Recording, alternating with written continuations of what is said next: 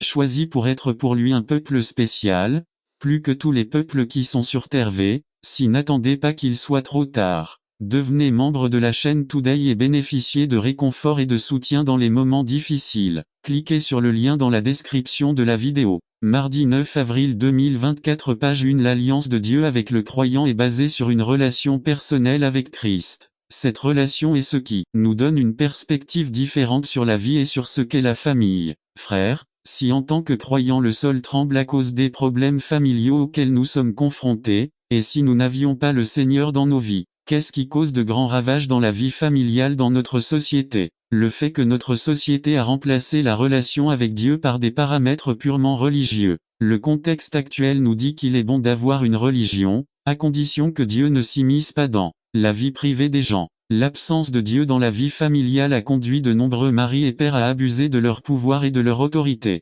C'est pourquoi nous trouvons des maisons détruites, des enfants et des femmes maltraités. La religion ne peut pas tourner le cœur des parents vers leurs enfants et le cœur des enfants vers leurs parents. À de nombreuses reprises, Dieu a appelé les familles et les personnes en général à corriger leur chemin, à lui être fidèles et à le servir de tout leur cœur la lutte au lieu de la dépendance de Dieu. Un recensement effectué en 2001 indique qu'il y a au Canada 8 654 845 croyants évangéliques, mais que seulement 22%, soit 1 904 066, fréquentent régulièrement leur église le dimanche. Qu'est-ce que cela nous dit? Que nous vivons dans un contexte où tout le monde évolue à un rythme rapide, tellement accéléré qu'il n'y a plus de temps pour rien, pas même pour la fin tenir. Nous y parvenons en reconnaissant et en adhérant fermement à Jésus-Christ dans l'obéissance et la dépendance dans tous les domaines de notre vie. Jean 15, 5, 2. Dans la prière a été considérée comme l'oxygène à insuffler dans la vie spirituelle du croyant,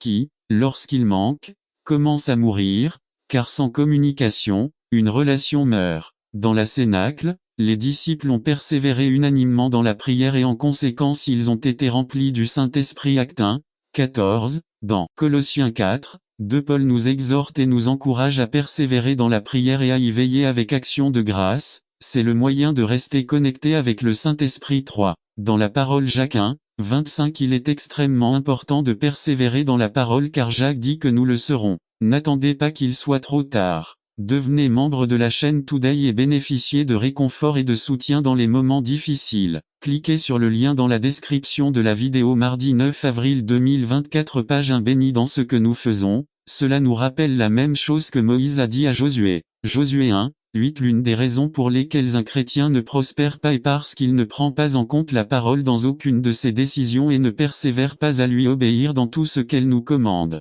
Notre croissance et notre maturité en dépendent là-dessus. Il est tellement nécessaire de marcher sur le chemin de la perfection. Paul dit à Timothée de persister dans ce qu'il a appris. 2 Timothée 3, 14 Et dans les Actes, nous voyons que l'Église a persévéré dans la doctrine, c'est-à-dire dans l'enseignement qu'elle avait reçu des apôtres. 4. En communion avec les frères. Actes 2, 42 Il est d'une importance vitale de persévérer dans la communion avec nos frères puisque Dieu ne nous a pas fait pour vivre seuls mais pour vivre en communauté. Parce que nous avons tous besoin les uns des autres dans tous les moments que passe notre vie, qu'il s'agisse de joie, de tristesse, de découragement ou de maladie, la Bible dit que tout ce que nous semons est ce que nous récoltons. À tout moment, semons une graine d'amour chaque cœur que nous avons. Trouvons et nous récolterons toujours l'amour et la compréhension. Comme il est beau de vivre en harmonie. Psaume 133 1 le dit. Conclusion. En suivant tous les conseils de ce sujet, il sera impossible à l'ennemi de nous séparer de l'ancre de la foi qui est placée dans le fondement et qui berce Jésus-Christ. Obéissons et dépendons toujours de sa grâce, en maintenant une vie constante dans la prière, en nous accrochant à l'enseignement de la parole de Dieu et en recherchant la communion avec les frères dans une fraternité chrétienne.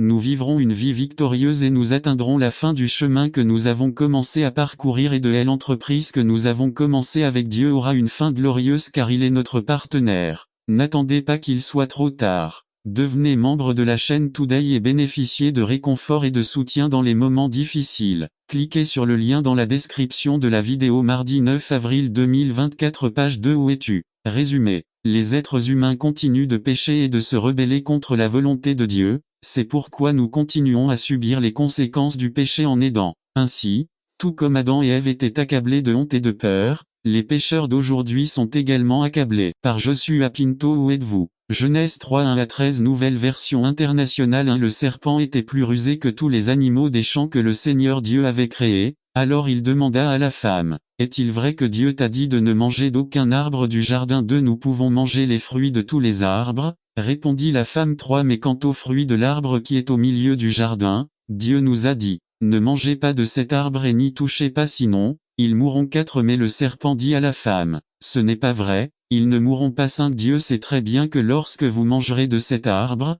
vos yeux s'ouvriront et vous deviendrez, comme Dieu, connaissant le bien et le mal 6 La femme vit que le fruit de l'arbre était bon à manger, qu'il avait une belle apparence et qu'il était souhaitable pour acquérir la sagesse, alors elle prit un peu de son fruit, et en mangea, puis elle l'a donné à son mari, et il a mangé aussi C'est à ce moment-là, leurs yeux s'ouvrirent et ils se rendirent compte de leur nudité, c'est pourquoi, pour se couvrir, ils tressèrent ensemble des feuilles de figuier 8 Quand le jour commença à se rafraîchir, l'homme et la femme entendirent que Dieu se promenait dans le jardin. Alors ils coururent se cacher parmi les arbres, pour que Dieu ne les voie pas 9 Mais le Seigneur Dieu appela l'homme